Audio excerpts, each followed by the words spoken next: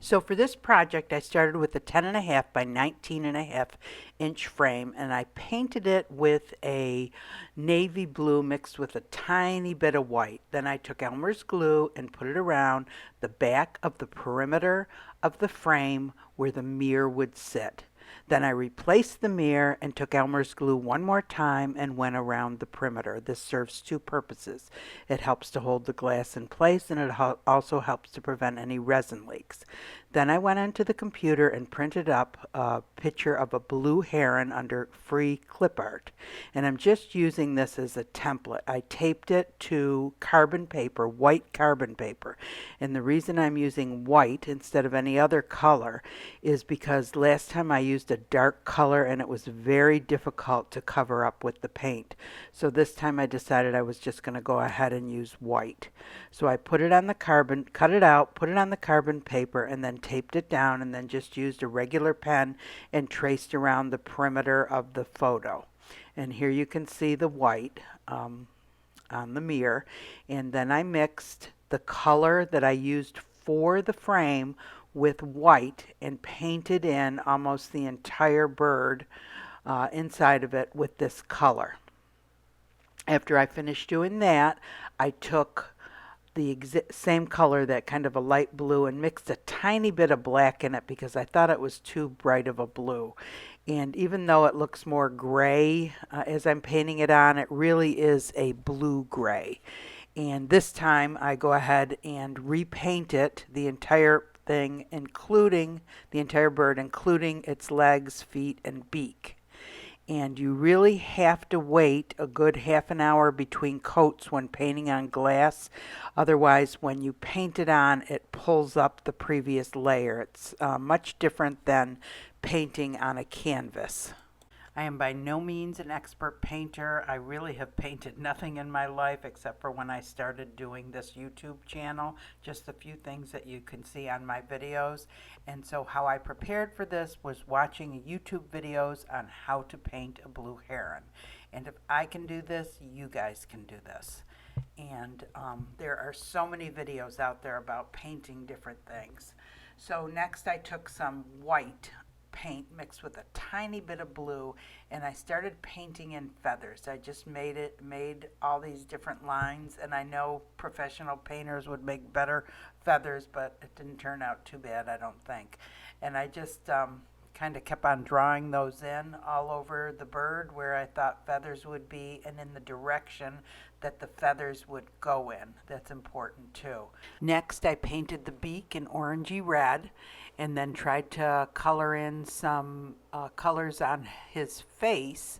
I had a picture, or several pictures of blue herons, which you can find all over the computer, and I kind of tried to fill in the colors as I saw on all the different photos of blue herons. And I think by far the eye was probably the most difficult to paint, trying to make a round circle with a teeny tiny brush. And then next I took some more white paint and a little darker blue paint and tried to accent the wing there, and just continued painting in feathers all over the place. So the great thing about painting on glass is that you can use a razor to remove areas that you don't want. Normally, if you're doing it on a canvas, you would just cover up those areas with paint. But on glass, you can remove it with a razor blade. So that's kind of nice too. So here I'm just doing some finishing touches, that drawing that thin line for that wisp of hair, black hair that comes off the back of the heron was kind of difficult, and I know it doesn't look perfect, but that's about as good as I could get it. And just here I am again, just putting some more feathers on and finishing touches. And then I thought, well, it looks pretty good, and this is what it looks like. So next it's ready for the resin. The resin I used for this project is art resin. I seem to be using art resin more and more. It seems to be one of the safest resins. You do see me wearing a respirator. I have problems with my sinuses, and different smells bother me and it gets my nose going, so I choose to wear a respirator. What you see me putting on here is crushed shells. They came from Michael's. They're on the shelves there. A lot of places sell them. And then I take the resin and drizzle it over the shelves and around the perimeter. When you put this resin on, you really have to push it up into the corners and along the sides to make sure it gets everywhere. You need to look at it from different angles and get down eye level with it to make sure everything's covered. You can push it around with a spoon or with a gloved hand. I use the kitchen torch to get rid of the bubbles, and then next I get out ASHLAND decorative filler. This is the larger size to simulate the water. And then I get out more ASHLAND decorative filler, the smaller size, and I put that at the very top to simulate the sky. And a big piece falls on there, and it's like it's suctioned down to it. I'm having a hard time getting it up. Finally, I get it with the glove. And then I take some more ASHLAND decorative filler, and this is the clear glass. It's all reflective glass, but this particular one is clear, and I put that around the body of the Heron. And this have to dry on a flat level surface for 24 hours. The drying time is 24 hours, and at temperatures between 72 and 80 degrees Fahrenheit. And then I put a few shells on it and drizzled some more resin on top of that. And then I'm done. Hey everyone, I love the way this turned out, and I would like to do it again, only on a bigger mirror, like how I had done the pink flamingo. I think that would be really cute. And I'm really starting to like the projects on mirrors, especially if you're doing a painting. And I think the other thing that I've been noticing is this, so this is that ASHLAND decorative filler, the small size. Well, this is all ASHLAND decorative filler actually. So this is the larger size and these are the smaller sizes. And I think when you put it on a window that you can see through, something clear, it kind of makes it, I don't know, it fogs up the picture for some reason. For me, I'm not talking about just on camera, but I had done a butterfly. Maybe I can find a picture of it because I gave it away. So here's the butterfly with the ASHLAND decorative filler around it.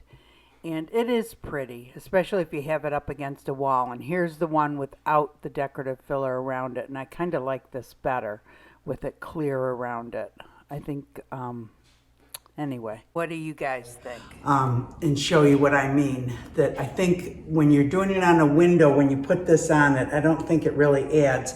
But I really like it when you put it on a mirror. For some reason, it looks a lot better. But anyway, I'm happy with the way it turned out. And I am not a painter.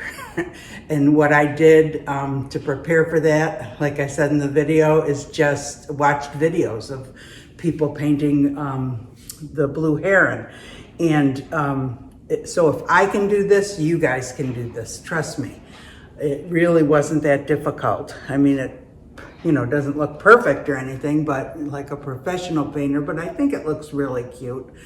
And anyway, I hope you guys enjoyed the video. If you did, give it a thumbs up. It helps the channel a lot. And if you want to be notified of future videos, subscribe and you'll be notified. And I hope you all have a great day. Thanks for watching.